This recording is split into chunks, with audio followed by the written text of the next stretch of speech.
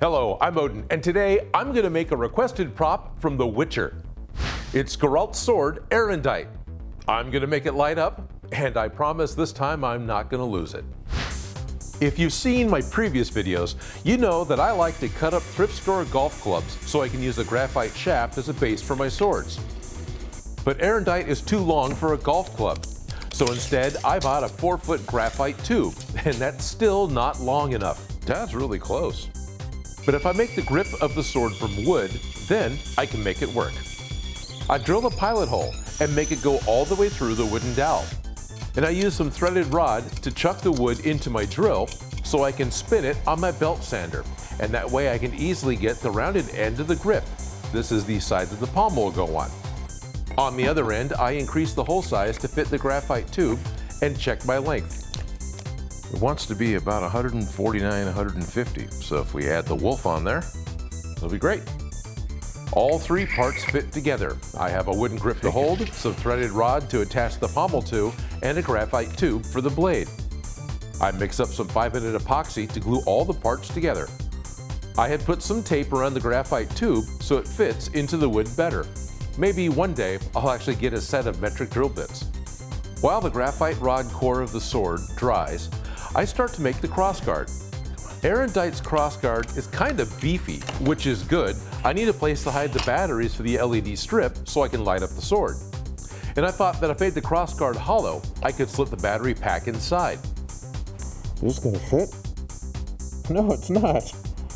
Oh, dang it. The crossguard parts I made are about the right size for the sword from the game, but they're too small for the rechargeable battery pack that I want to use. So I make another one, keeping all the angles the same, but I increase the size of the crossguard to allow the battery pack to fit. I'm glad Sintra plastic is pretty easy to work with. I add some foam padding around the pack to hold it in place, and finish gluing everything together. The battery pack can be removed, and it's programmable to make the LEDs do different things, so I don't want to glue this in permanently. I'll leave the tape on it so it get a hold of. There we are. I have two halves ready, but I need to make a support that fits over the graphite rod. So I'm going to use some CPVC pipe and more Sintra tabs to do just that. I need to cut the tabs so they fit the angles inside the crossguard, and I need to bend them as well.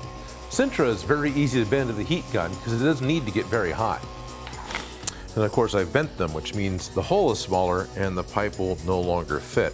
So I'm going to need to drill this out again now that it's angled and make it so the pipe fits.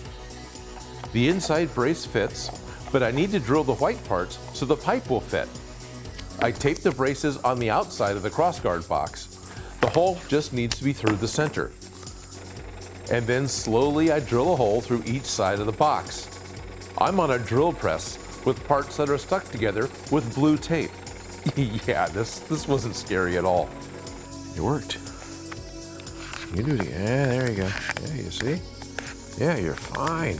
Yeah, there we go.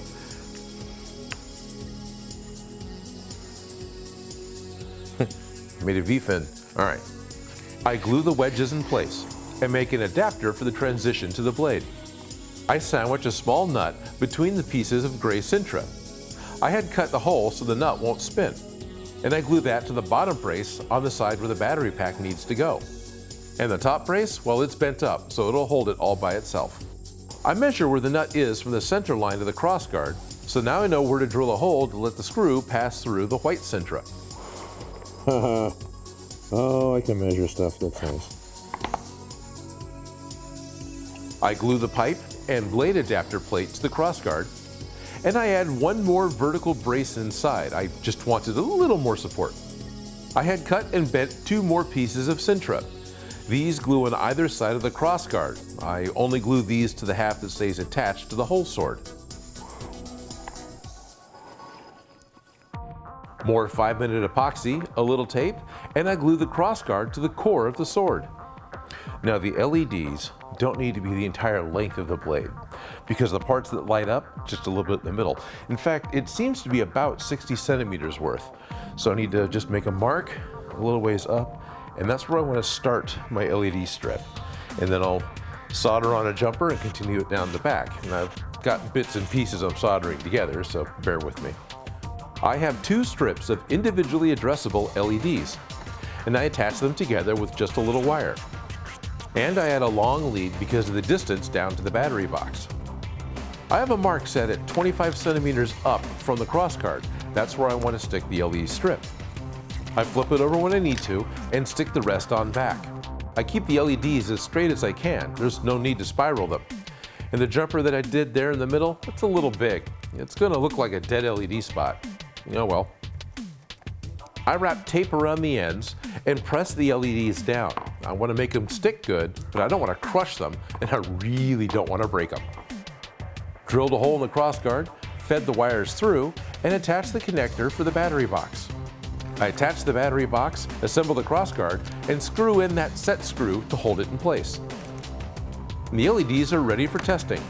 Okay. What I'm using is a new product called Lightbox from Rocketlife. I still need to program the LEDs, but right now I can use the control app just to make them glow. Good. For the blade, I'm using polyethylene foam. It's translucent, so the LEDs can glow through them.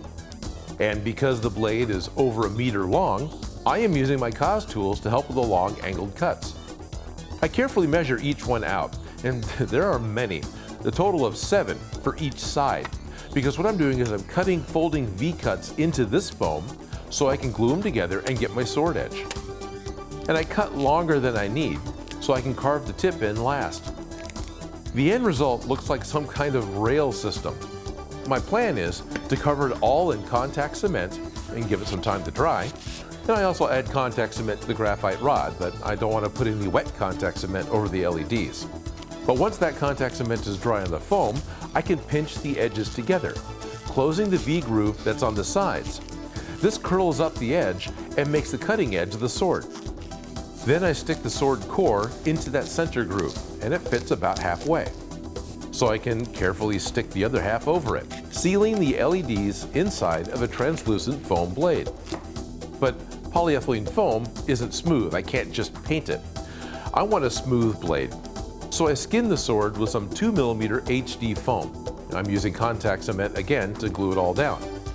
I trim the edges and remove the extra HDfoam along the cutting edge. Near the crossguard, I had forgotten that the sword does not have a cutting edge. So I made some wedges from 10mm foam and glued them on. These are about 25 centimeters long, and they should run right up to where the LEDs are. When I'm done, the sides are pretty ugly, even after sanding them with a rotary tool. So I skinned them over with some 2mm foam. And I glue on a top piece. It was pretty interesting trying to get this sheet of contacted cemented foam under that crossguard dart without sticking it to the foam blade. I used the rotary tool again to sand the edges of the blade, doing my best to make it look sharp without sanding through that top layer of 2mm foam. I also fixed the angles on the thick part near the crossguard. I have some 15mm triangle dowel that I use for making the spikes that'll go in the crossguard. The dowel was my backup plan if the V-groove cutting edge didn't work. I used super glue to attach the foam spikes right to the Sintra plastic. For the pommel, I'm going to stack some PVC pipe to make the core. Sintra on one end, because I can sand it down later. There's wolf head decorations on the end of the pommel, so I printed out a picture and sized it to be the right size for my sword. Then I just cut one of the wolves out and I can use it as a pattern. I cut out 4 wolf heads from some 6mm HD foam. Getting in there and cutting out the teeth was really quite a challenge. I sharpened my knife often. I used my wood burning tool to get the details of the wolf heads, carving the image 8 times on both sides of all 4 heads. The glue set, so I can sand down the PVC for the pommel. All I want to do is just round over the top a little. I don't want it to be just flat. And I also hand sand the sides so the contact cement will stick better. Contact cement is added to the wolves and the pipe, and when it dries, I can arrange the wolf heads on the pommel. I also burn a stripe pattern into some self-adhesive foam and stick that between the wolves to complete the pommel. I want to leather wrap the wooden grip, and I have this great old handbag that I can cut up and use for leather. And I really like the texture of this leather. I apply contact cement to the wood and to the back side of the leather, and a few minutes later I can stick the leather down. Cutting the edge so this leather fits is not easy. I'm really happy with how this turned out. I put the leather on in 2 pieces because I knew it had a ring to glue on to cover the seam. Now I'm going to take some artistic license here. Because of the game, it actually has a metal ring in the center of the handle. But I'm going to use some more leather because typically I use foam to represent metal, and a foam ring here would fall apart because that's where everyone's going to hold the sword, potentially all day. And I use a little bit of super glue so I can seal the seam on the leather ring. Before I paint, I carefully tape the leather to protect it, and then paper and tape over all the plastic, because I want to spray Plasti Dip on the foam, not the plastic. Plasti Dip sticks really well to foam and acts kind of like a primer coat for when you paint, but it'll peel off plastics very easily. With only the leather protected, I spray everything with a coat of silver spray paint. I'm going to attach the pommel to the hilt with some casting resin. It sets up in a few minutes, and I can mix up enough to fill the whole pommel. I use some black shoe polish on the crossguard to darken it a little and weather it some.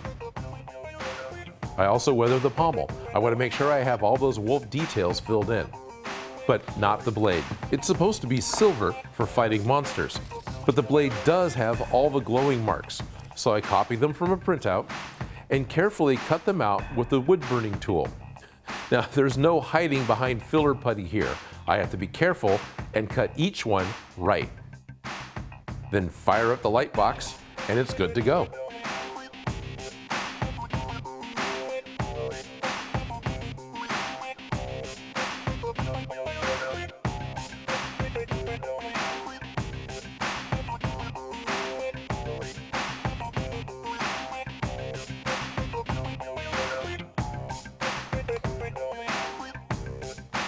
Most of the items I use for this build I picked up locally.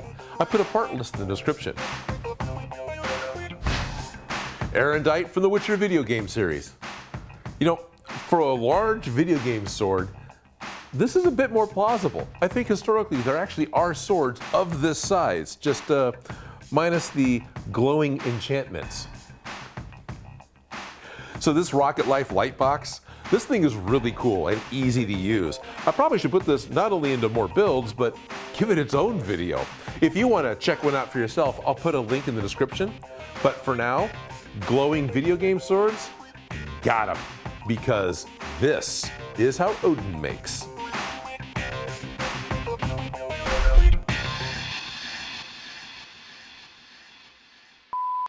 It's really easy to reprogram this to do different patterns.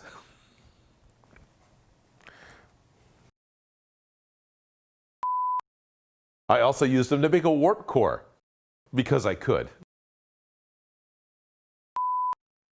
I want to thank Charlene Hawkins, Jeff Kyler 14, and all of my Patreon supporters. You guys really do make this show possible.